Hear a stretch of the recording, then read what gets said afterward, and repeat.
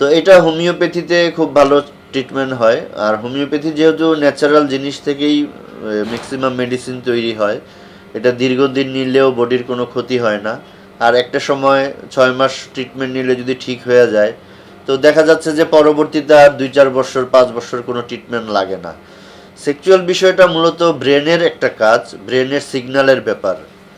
আপনি যতক্ষণ আপনার ব্রেনকে বুঝাতে না পারবেন বা ব্রেন থেকে সিগন্যালকে কন্ট্রোল করতে না পারবেন, ততক্ষণ পৃথিবীর কোনো ডাক্তার কোনো ওষুধ দিয়েই আপনাকে ঠিক করতে পারবে না।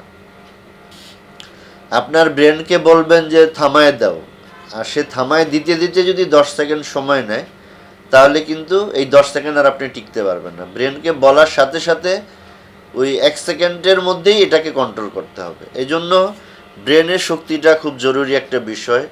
আর এই দুর্বলতা থেকে বাঁচতে হলে আপনাকে ঘুম যথেষ্ট পরিমাণে হইতে হবে, মানসিক অশান্তি থাকতে পারবে না।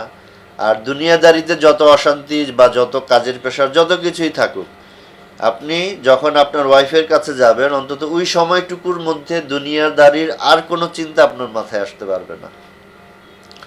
তো যাদের এই ধরনের দুর্বলতা আছে তাদেরকে আমি বলবো যে হোমিও চিকিৎসা নেন, ইনশাল্লাহ এটার খুব ভালো ট্রিটমেন্ট আছে।